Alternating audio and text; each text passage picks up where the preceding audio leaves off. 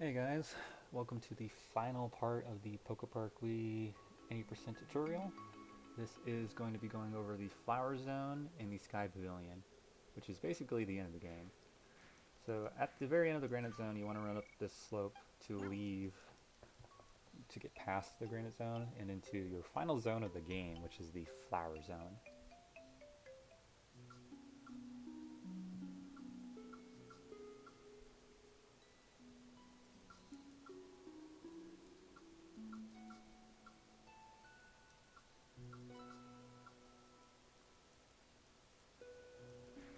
So just keep on dashing, hold left, you'll eventually get up the slope. You get stopped by this blossom that gives you some useful but text that you're not going to really read about. Blah de blah de blah. So we need to go talk to Shaman. Just dash on forward up here to talk to Shaman. Blah de blah de blah. So Shaman tells you can't go there because we're missing a mirror. So in order to go find that mirror, we don't know where to look. So we're gonna just run on down over here to the Griffin stop. You can also actually skip the Marie, who tells you basically where to go, which is the meeting place. And this is our final Driftwood usage, so say goodbye to Driftwood after this. Go to the meeting place. And skip that cutscene. Now, you get to experience treehouse movement. Now, there's a long-standing joke between myself and Pokehero, who actually made a great portion of this route, that there is no such thing as good treehouse movement, and I'm just gonna let my movement explain it for the most part.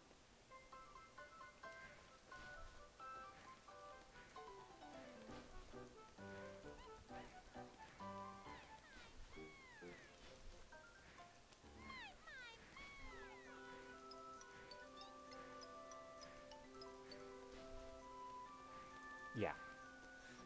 The walls are made terribly, everything's really curved and everything. It's just bad. So you basically just have to run up there with the best of your ability.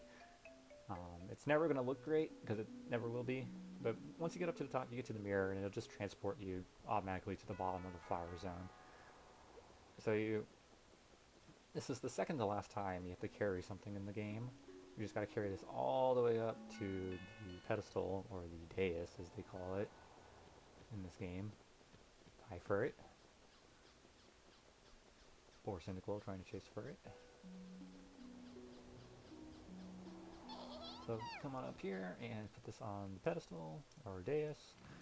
It'll, instead of reflecting light, gather magical energy and shoot a beam of light out into space, which summons Rayquaza, or Rayquaza, who is the zone leader for the Flower and Granite zones, and is the final attraction holder.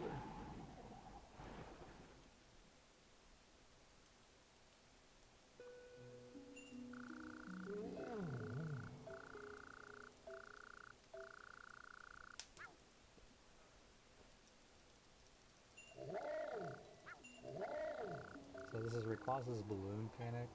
Probably the longest attraction of the game out of all 14. So now, you don't... To make this easy on you, I recommend playing with Absol, because Absol just has the best movement out of all the Pokemon available to you at this point.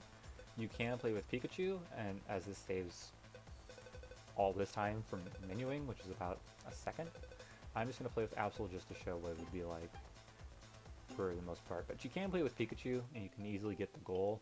The goal is 30,000. It's pretty easy. So the first section is a run section. You move left and right, and you run through the rings. You can jump into them as well. You just want to rack up as many points as you can in this section to make it easier for the second section. If you hit it by electrodes, you lose 300. If you hit it by Voltorbs, you lose 100, and you lose some time as they pop you up in the air. Rainbow rings are 1,000, as always. Don't worry if you're missing a whole bunch of them, because the shooting section is probably the easiest thing in the game.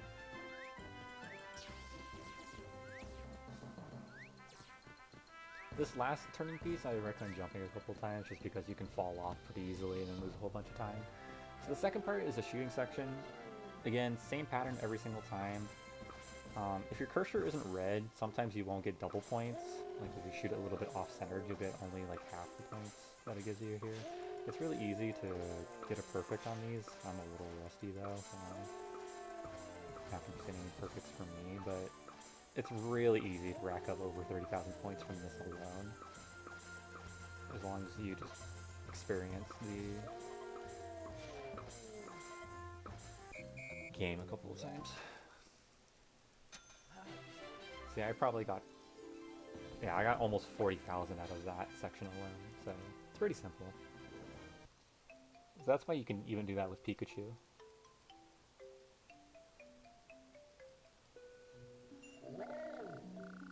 So congrats, you have officially beaten all 14 attractions, and now we just need to go find Mew and play with him, and then we're done with the game. So now we need to go talk to Shaman so he can guide us to the Sky Pavilion. Although there's going to be a couple of problems that come up. So the first is that the Gracidia flower is not blooming, and in order to Shaman to guide us, it needs blooming. Conveniently though, Blossom will give you the something water can. Horrible RNG from Blossom. Blossom can be anywhere in this like little circle around Wonderful Water Can, that's what it's called. Around Shaman. So sometimes you have to turn around and they'll be really close. Sometimes they're way the hell over here, which is annoying. You want to check the flower. Don't talk to Shaman with it.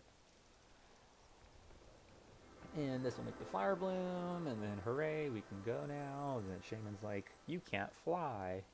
But that's not going to be a problem, because we have Piplup and Charmander and Chikorita.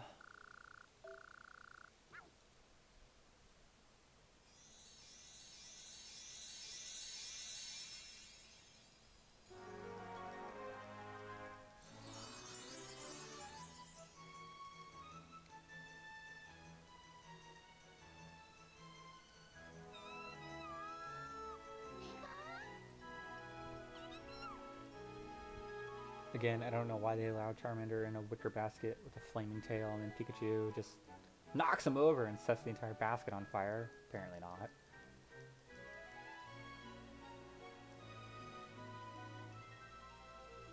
So you've completed the final zone, but the final area of the game is indeed Sky Pavilion.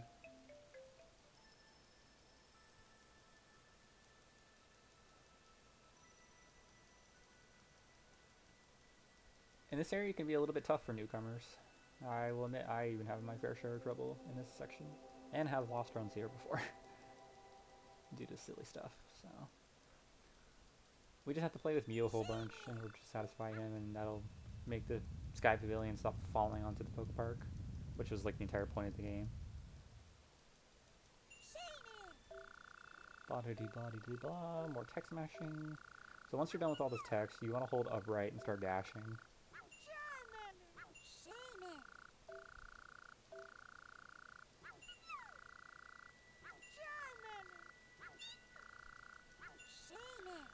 So I like to count this as the unofficial fourth skill game that we tend to never play, called Hide and Seek.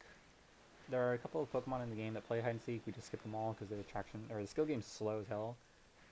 They just hide and you have to find them, which is kind of like this. So we come up here up the ramp and we talk to quote Piplup unquote, and then come back down the ramp and then just fall down the hole here. And then come down the ramp. This is a lot faster than running down all the way. So come down here, talk to the real Piplup, and then go check again, which means I like to take a curve there as it makes this movement a little bit easier, and then bounce off that pillar column. You have to time these jumps pretty well, otherwise you risk falling down. Come up here and talk to quote unquote Piplup.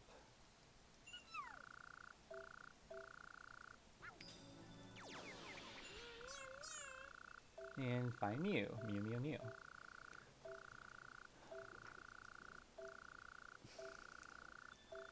So, Mew technically, like I like to think Mew plays all the skill games.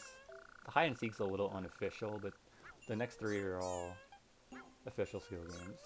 So the first of which is the final obstacle hop. You have to get to that center platform, and this can be really tough. I do recommend taking it slow, even practicing it a number of times.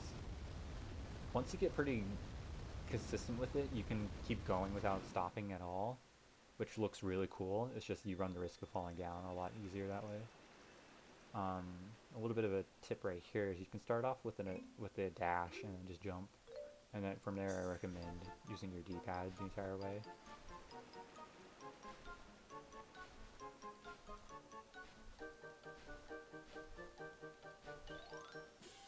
Just like that.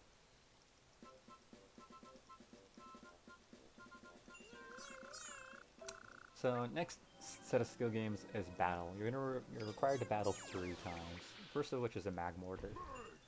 My tip for all of these is just mash the hell out of quick attack or dash, whatever you want to call it. You don't need to use Thunderbolt for any of this. Just do that and sidestep. Do that and sidestep.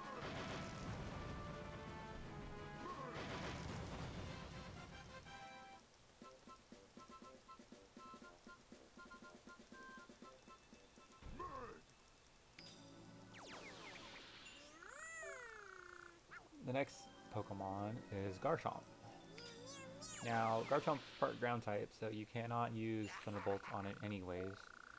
The strat here is just you run away and turn around and run into it again. With practice, you can get really good at doing this. So you can get right when Garchomp stops.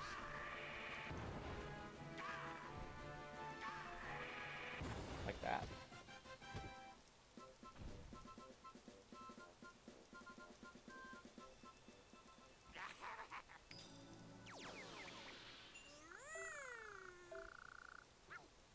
And the final Pokemon is Tyranitar.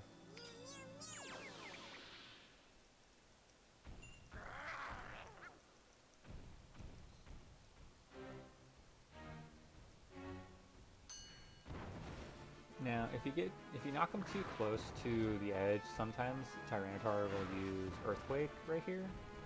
You can still sidestep over that. It's just a lot harder if you mess up or get too close.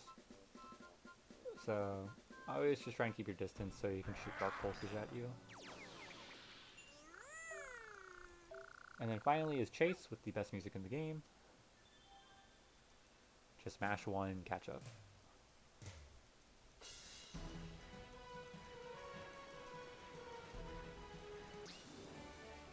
And just like that, congratulations, you've done the game. Just a little bit left. You gotta attack smash a whole bunch through this section. Timing ends on the first full black frame after these 4 text boxes right here, after retalking to Mew. So 1, 2, 3, and 4, and time. Right there. And there you have it.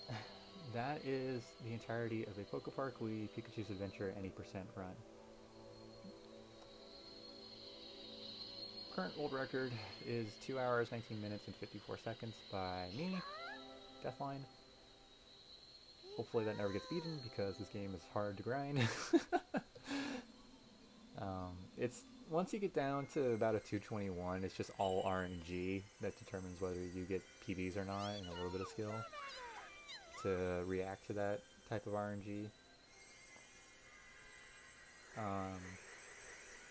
At this point, you just get a 3-minute credit scene. You can wait out the credits and save, and then see your in-game time. As all Pokemon games used to be timed via IGT instead of RTA, which is IGT stands for in-game time, RTA stands for real-time attack.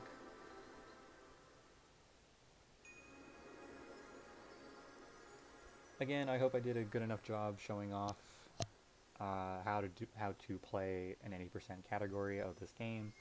There's a lot of varying forms of RNG and a lot of very specific situations that may come up, which I just can't show off in one set. It would take me several attempts to show everything off on the very specific nitty-gritty parts. So I'm okay with answering any questions about any specifics of the game. Just drop comments below in any section. and I will answer them to the best of my ability. I can always make more videos as needed.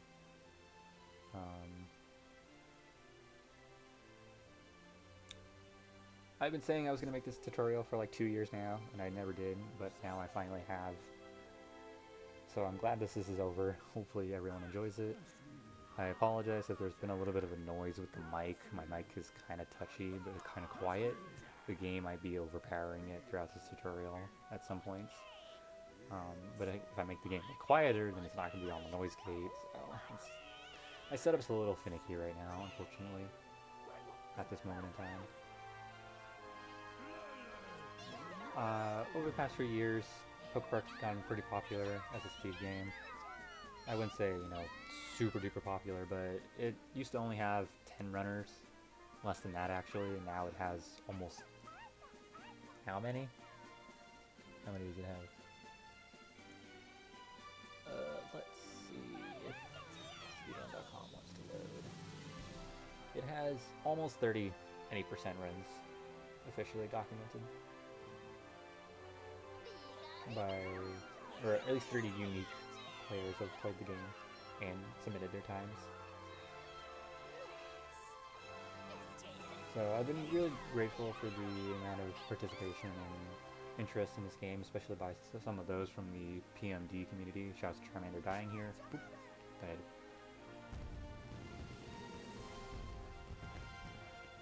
From the PMD, which is Performance 3 Dungeon, a lot of those people have been really interested in this game and have been running it more often. And right here, just go ahead, yes, save. Once you've saved, you can reset your console.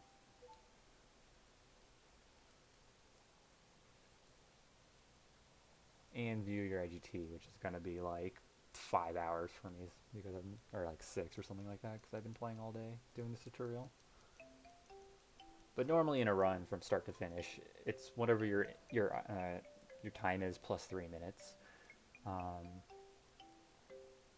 Around like if you got like a 219 or like a 220 45, like around 45 to the minute, it might be 4 minutes, just because it's the credit's not exactly 3 minutes. It's like 3 minutes and 20 seconds or something like that. But 5:19, oh, a great any percent time. And then you always have the arcade, where you can play any of the attractions, so long as you've beaten the game at least once. The background tells you what zone it's from, so these two are from Meadow, these two are from Beach, Iceberg, Cavern, Lava, Haunted, Granite, and Flower.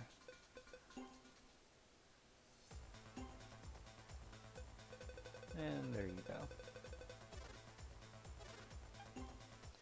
Just a few quick shoutouts.